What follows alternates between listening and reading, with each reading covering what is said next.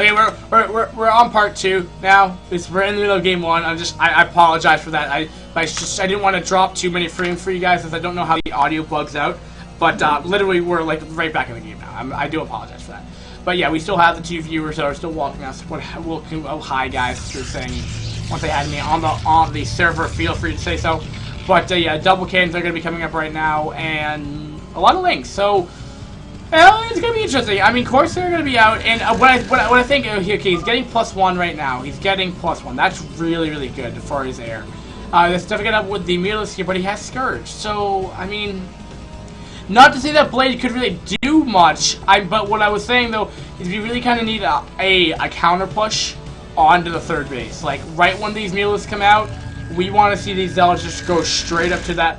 But the problem is, I mean, Niels can start harassing those, and I think Blade might just lose straight up right now.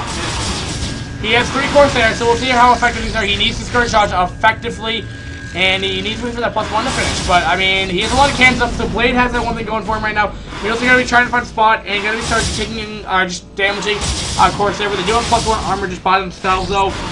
Will the Scourge connect? It doesn't look like he will quite yet. One Scourge has gone down right now. He needs to be very, very careful. The Scourge is really the whole reason why Blade keeps him backing off right here. Getting up Corsair right here. Now, again, me being a lower league player, getting up the second Stargate is necessary for me because I don't have the micro capabilities of either of these players here. But we're going to continue harassing on the gateway. Will +1 needs to be completed right now. He can't really engage right quite yet. Oh, he did lose 1 Corsair. And we're actually seeing a spread of the Mutalisk of Brozoa right here. And we did see a Hydra Den coming up with Hydra Speed. So you're going to probably follow this up with a Hydra Bug. And trying to find some kind of harassment right here. And, oh, yeah, so these people are going to have to back off right now. We're going to lose all of them. And I don't agree with Brozoa going in here right now. Going to lose all the Mutalisk right there. And not a good engagement for Brozoa at all. But the benefit to going this Muta harass, though, it's keeping those Corsair backed off long enough to get him to get up enough Hydra. Now, a lot of the time with a 3-hatch Hydra build, these Corsair roam free of the 3 bases because there isn't enough anti-air and really reducing the supply. I mean, we're seeing 78 supply to 66. That's a very different number that we're normally used to seeing in CVP. A lot of times, around this time, might be like 50, maybe 60. But we're seeing 85 to 70. Protest has a very, very high supply lead right now. But one of the drawbacks of doing that, though, is that you produce a lot more Corsair, and you sometimes force out a +1. So with that, I mean, you still have to be wary of these Corsair in the later stages of the game. Oh, Corsair connecting, though! I mean, a Scourge connecting with that and killing off at least 2, if not 3 of those, and that is not an engagement that Blade wants to happen ever again. But like I was saying, I mean, you have these extra surplus of units here. We're seeing a 4th base coming out of Brozoa right here. But you have to be wary of this push. I mean, you want a player that's semi-decent is gonna be utilizing units that he got upgrades for. I mean, maybe not continue to produce in the late stages of the game here, but I mean, he's gonna go in there and try to do some Overlord harass. I mean, we saw we saw a speed being upgraded. Here we go. We're gonna be seeing the zones making their way across the space here, but that's gonna be a lot of Hydra though, and that's way too many Hydra to really engage for this right now. Scourge going to connect. He does lose another one, and Blade is being completely careless right now. Really can't engage right now, and going his DTs. No, just getting high tempo. So we're not even gonna see DTs, what I normally presume from Blade, but what have you. And this probe's trying to probably take a 4th or 3rd, excuse me. But really not going to be able to do too much. Excuse me, I have to go take a quick water break.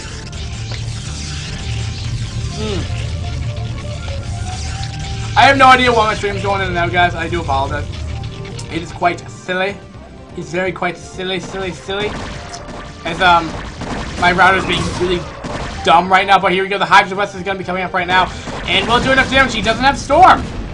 Let's only get us a Storm. Yeah, Storm's only about halfway done. This is the timing he realized he should be able to go in there. He doesn't have Storm available to himself. He's going to be able to kill off +1 armor. And that is going to be a huge. Going to be backing off for the time being right now. And we'll be interested in what he's going to be doing. He's going to back off right now. And a lot of times Zergs do not realize the timings of this Storm. I mean, this is a timing that a lot of Zergs should learn. Learn if they go, Corsair, Starport, Corsair +1 opening. Find the timing of that Storm. When they go straight for Storm, what's the timing on that? Figure that out. Fine when they could break through the front door. He could have broken through this front door, I believe, somewhat moderately easily. I mean, there are a couple cannons, but 4 cannons versus 1,000 Hydra, but he's going for a Hydra bust in the main base, potentially. Now, keep in mind, the High Templar are going to be in the front door. I'm anticipating that, I think. But, I mean, 8 Hydra, not really going to do too much, I don't believe, especially since 2 of them are fairly weakened as it stands right now anyway. But, yeah, here we go. We're going to be seeing Blade going to be pushing out across the map right now. And will it do enough damage? Now, keeping that in mind, we'll have to see. Overlord is taking some damage.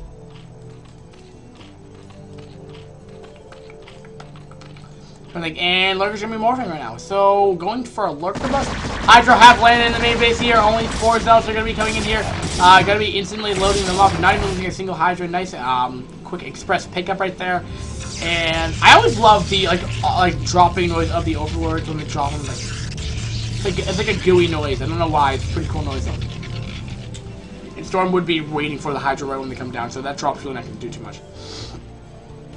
So I mean, was that worth it? Really, not really going investing into that into that tech for drop play.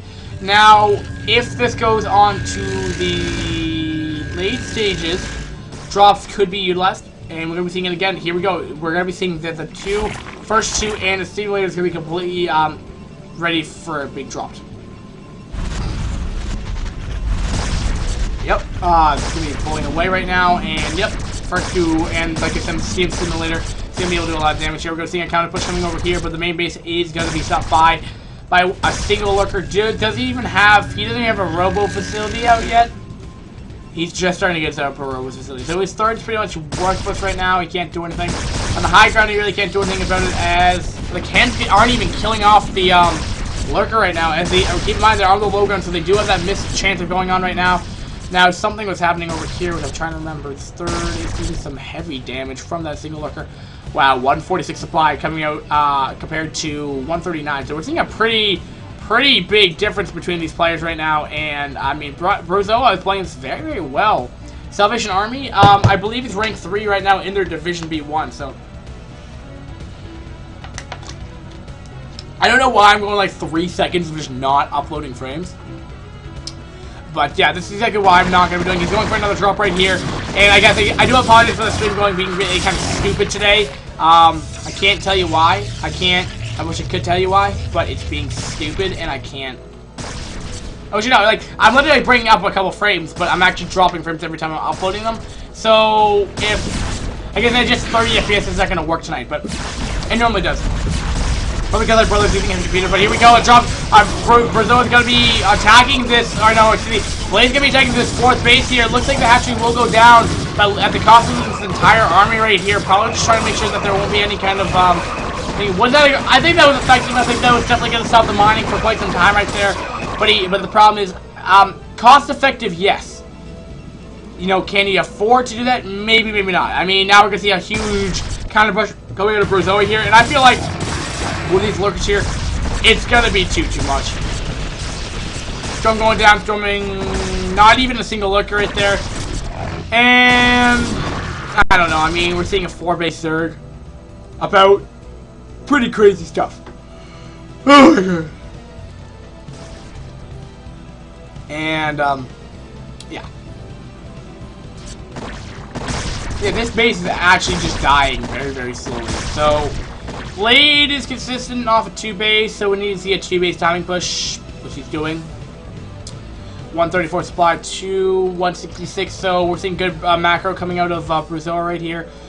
Did lose the 5th base, I guess is what you call it, but it's being instantly stopped right here. We're seeing another base being placed down at the 7 o'clock. And Hive just trying to find kind of more bases. We're seeing, so I mean, look at the map presence of the Zerg. Like, that is absolutely crazy. Crazy map control. Crazy map control. And he's gonna go for it. Will there be enough? I mean, Hydra is spread out right now. There's gonna have to be pretty baller Storms running into a Lurker line is never a good thing. With +2, they're doing 24 damage per spike of spine. A subterranean spine. And it looks like that was not a cost-effective trade for Blade right there. And even if Blade was able to push through a little bit, losing a High Templar there and still in range of one of the lurkers there, we're going to see an instant resupply of units coming out of Brozoa really quickly. I mean, look how many bases he's taking. He's taking every single base. Like, this is the time to GG. Like, honestly we're seeing 3 hatcheries being placed down right now. And the funny thing is, Blade can't do shit about it. And Blade's gonna be going for another one. Oh, that's gonna be beautiful! Oh! That was beautiful right there. Not really storm dodging that. I know a lot of Zerg players are starting to, I mean, I don't really know why they can't deal with this, but you know, Storm is such a very difficult, it's like a really difficult thing to deal with when you're a Zerg. It's like OP because it kills off like one storm, like kills off like 800 minerals worth of supply. Oh, High Templar's getting close to dying. Not quite dying. I mean, also keep in mind though, I mean, every time these elves are running out, they're taking damage from every single spine shot. Or spines, yeah, spine shot. However you want to call it, because they do that extra damage. That's why Marines die instantaneously from them, because they all are going there, and that's why you can actually dodge them.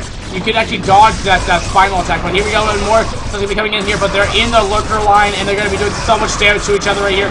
Will there be enough? Blade is doing a pretty good job of cleaning off this attack, but look at back over here. That is a lot of supply. 177 supply, 122 supply, and gotta be storming. Oh, that's gonna kill a lot of lurkers. Very chill on takes 2.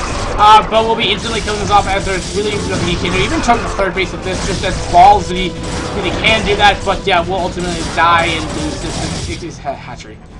But it doesn't matter. I mean, look at this. Look at the map. He has every single base besides this base. And he's taking it. He's taken every single base. Brozoa has taken every single base, ladies and gentlemen. There's only one non-contested base right there. Uncontested base for him. Non-contested. And, I mean, this arm's gonna be a little powerful. +2 versus +1, 2. That's taking a lot of time. That's a really good storm. How many kills does it catch up with? 6 kills off that one guy. And it looks like he's gonna lose his life as he's a little bit behind right there. Oh, no, looks like Tommy's gonna survive one more time before I live to another day. Tommy's gonna try and get behind his brethren right here, and Tommy will be making this back home. Hydra, Dragoons have a high ground advantage here, so not gonna be the best engagement, but Brozoa is stalling for time, getting his other army just in the natural of his base right there. And when you're so far ahead, you can afford to follow these goons, and yet he's still actually doing a pretty good job of actually killing this off right here. Beanie Blade doesn't even GG out, and very interesting game nevertheless, guys. And what we needed to see there was some kind of harassment build, you know, not harassment build, but some kind of thing against Brozoa. Brozoa had a really well executed build. What it pretty much was, in the summed up version of it, is that he went 3 hash meterless, stalling time for getting him to get up the Hydra count that needed. Because what Zergs have trouble with right now is that they go for this three base play, timing push with a lot of Hydra, maybe with +1. With all their upgrades, but the problem is their storm is out by that time, and I think there's a couple things Zergs need to start doing right now. Zergs need to learn the timings of this storm upgrade. Go watch replays. I mean, that's all you have to do. I mean, even do what Day 9 did. I mean, he did used to do Brood War back in the day. You know what he did? He opened up Notepad and he all tapped out and wrote down timings. Do that. It will definitely help a Zerg player for sure, and Protoss would actually have somewhat struggling with that, because now you're going to optimize that timing to go in there. Because keep in mind that we could have seen a Hydra bus coming onto Brozoa very quickly. I mean, that storm would have finished right by the time those High Templar would have been dead, which would have ended. Now, of course, Brozoa not know the timings of storm versus other builds. I mean, that's the other thing. I mean, yeah, of course you could go some wacky build with fast storm. But is that going to happen that most of the time? I mean, Brood War is a pretty standardized game. I mean, yes, you see cheese hit now here and there, but I mean, when you compare the cheese factor on Brood War ladder, maybe not iCup ladder, because iCup's pretty weird, but versus like StarCraft 2 ladder and ladder of Brood War is much more standardized. If you want ladder StarCraft 2, I mean, you're going to be, going against a lot of 5 Rexes, you're going to go against a lot of cheeses. and a lot of quirky builds that are really stupid and gay and douchebaggy. But without further ado, we'll stop talking about my problems with StarCraft 2. But you know, if you learn those timings down, that's really going to help you, and that's kind of what we saw with this. I mean, the game could have been shorted, something for Brozoa to work on, but Blade, we need to see some harassment factor. Go on those GTs, maybe could have worked. I mean, Overlords were in position, get the Corsair in there, kill him off. He's not going to have speed by that time, so DTs could have done some damage, which I'm actually surprised he didn't do that. But yeah, guys, this is the end of the night. I mean, I've dropped 1,000 frames I've dropped 1 out of 30 frames I've uploaded. So, keeping that in mind, I don't want to continue having that to happen, so I'm going to stop for the time being, let my router, you know, freeze or whatever it likes to do, and I'll just say peace, guys. Game 1 did go to Brozoa, so we'll see if Blade can make an ace match possible, or we'll just see a quick 2-0. Guys, thanks for watching iCop TV, and Fitz is signing out. Have a nice day. Have a nice day, guys. Peace. Yeah.